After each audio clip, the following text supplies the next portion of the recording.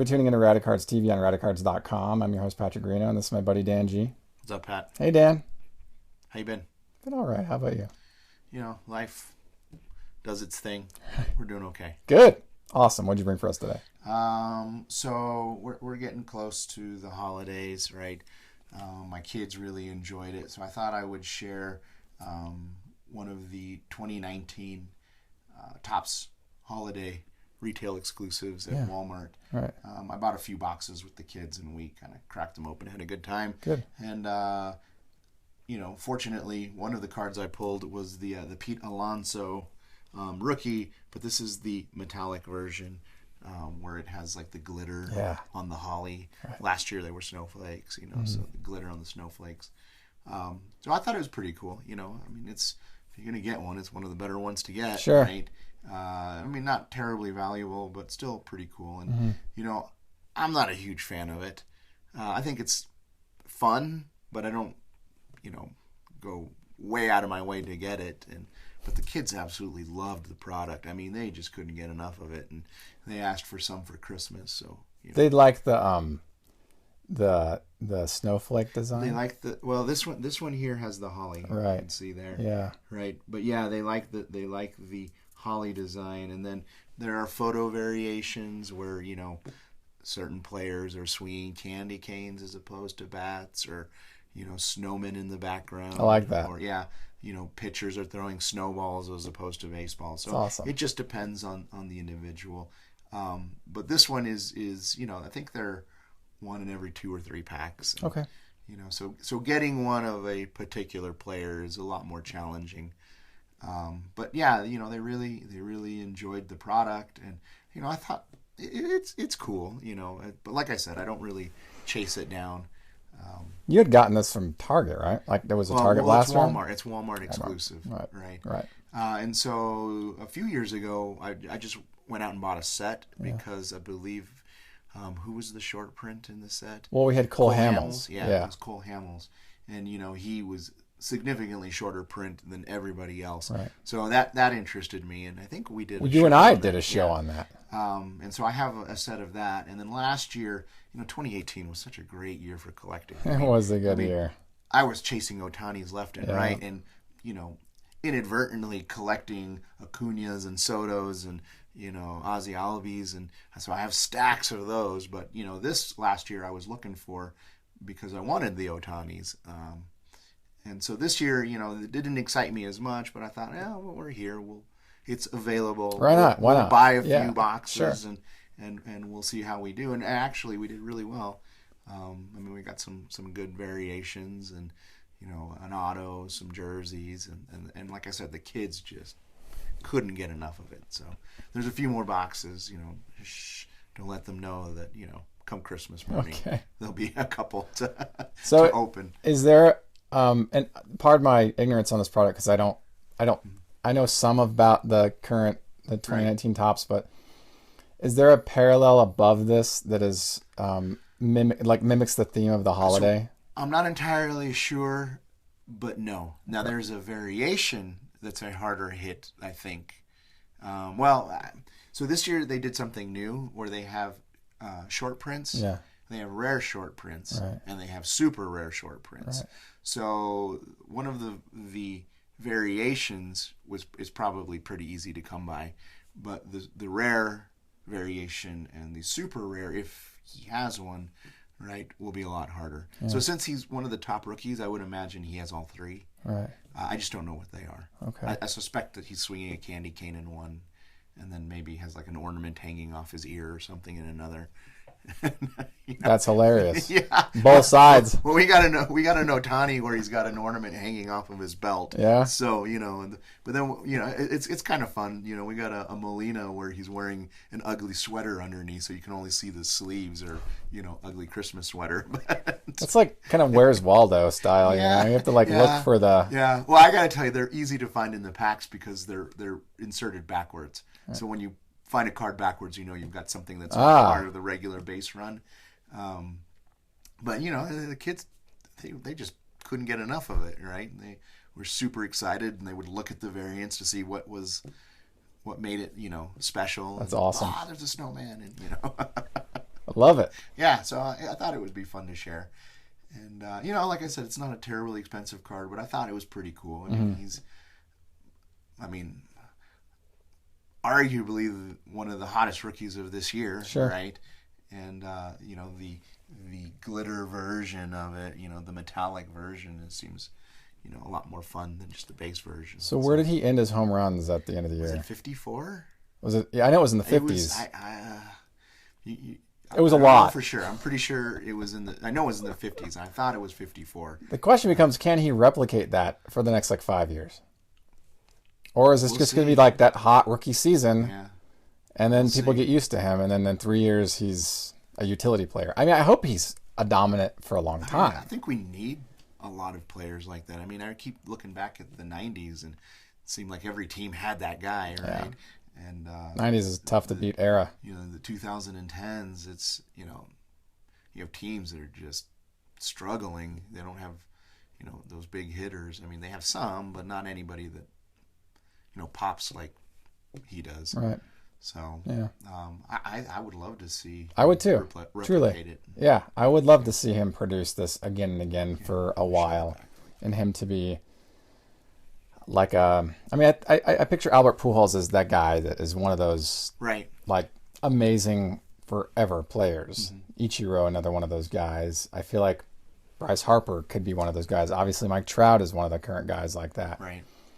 But there are a lot fewer of them like that. Correct. I think Steven Strasburg as a pitcher is in that category. Justin Verlander is probably in that category. Except for the World Series.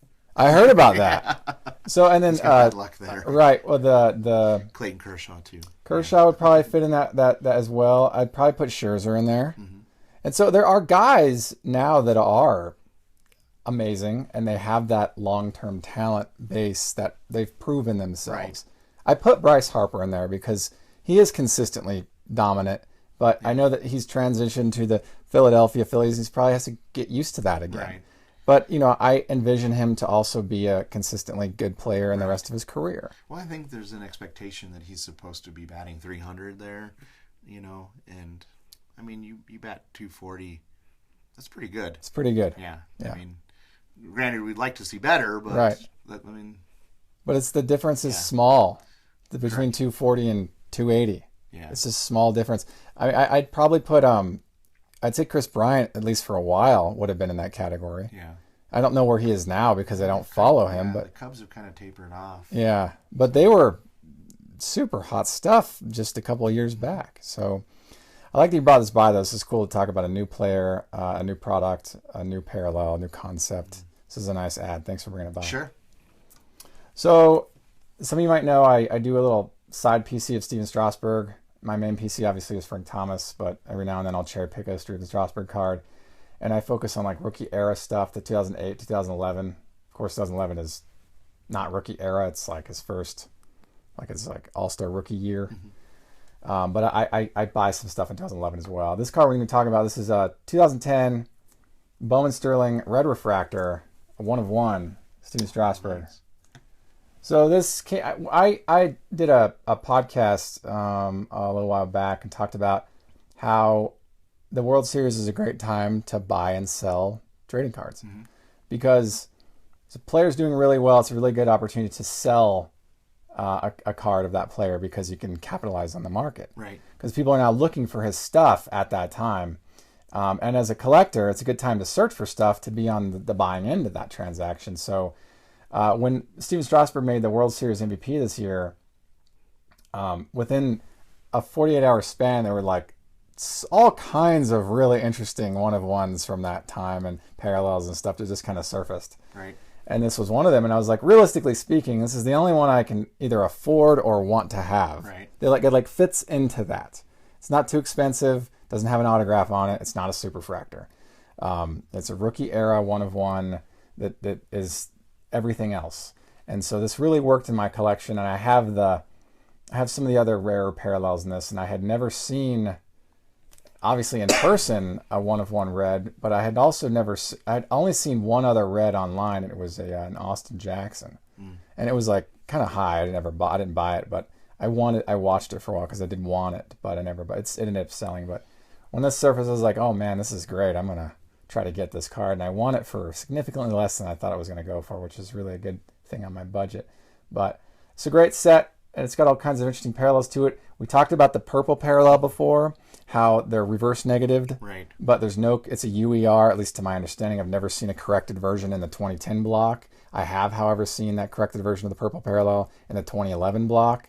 So I've seen the reverses and the corrected. So flip it over. Yeah, That's okay. 2010, the purple is uncorrected to my knowledge, but the red is just a standard, just a normal card. Doesn't have an error. It's just your standard. It's a great looking design. I love that they incorporated red. And Bowman Sterling was a product that I never bought because it was out of my price range. Although I don't think it was like Topps Tribute. I think it was like... Well, they're usually like they were in like $40-$50 a pack range. They were? Yeah, I mean that's kind of what I remember them at. Or were I could be wrong. Are you thinking about Bowman Sterling or Bowman Platinum? It might have been Sterling. I see. The thing is, I don't remember like specifically price point for Sterling. I do remember it was higher than like Bowman Chrome. The first appearance of Sterling, I believe it was like player-specific boxes, so you didn't know who you got until you opened the pack. But then every card in the box was that player for Sterling. That can't be Sterling. Are you sure? Are you sure? I don't know. Don't quote us on that.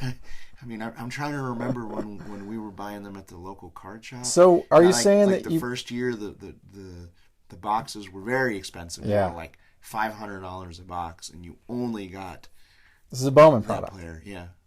Well, because he only has the base, the refractor, gold refractor. Maybe that was Topps black Sterling. Refractor, purple refractor, red refractor. So I think I'm wrong. I think I'm talking about Topps Sterling. Topps Sterling. Bowman Sterling was just a rookie product, right? Yeah, I think so. Yeah, I don't think it was player specific, and I think it was in the neighborhood of $50 a pack. But for Sterling. Yeah, but Man. I mean, dude, there's so much stuff out there. Yeah. It's hard to keep up with it all. So, but I think I am confusing Topps Sterling with Bowman Sterling. Yeah. So Topps Sterling had the like triple threads type relic embeds in the cards. So and then you got it was like a box. Yeah. It was like a wood box. Yeah, it was like the Stan Musial era, like exactly. that thing. And you'd open it up and it was Mickey Mantle. Right. And it was Stan Musial. It's got to be Topps Sterling. So that was a great Topps product. Sterling is what I'm thinking about. Yeah, I haven't seen the reintroduction of Topps Sterling since they released it then. Right. I haven't seen another, and that was a cool product. So when I was first exposed to Topps Sterling, I liked the product, but then I was thinking it's very comparable to triple threads in the design fashion. Right. But I will say this, from an aesthetic appeal, I like Sterling a little more because it's not flashy with the cutouts. It's not, it's like, it was like matte finish on every card. Right. It had a little bit more of a heritage vintage feel to it. Mm-hmm. And I did like that. But I wanted to go back to this card because I never bought packs of any of this stuff. I would cherry pick singles, and I just recently started cherry picking like some of this kind of stuff outside of like my normal like foci. Mm-hmm. And this was one of those cards that I was like, well, I got to get this because it's a once in a lifetime. Obviously, it's a 1 of 1. Right. And it's the red. I just really like the design of it. So this is the 2010 Bowman Sterling Red Refractor 1 of 1 Steven Strasburg rookie card. Cool. Do you have any thoughts? No, it's pretty cool though. Yeah. I think these turned out really well.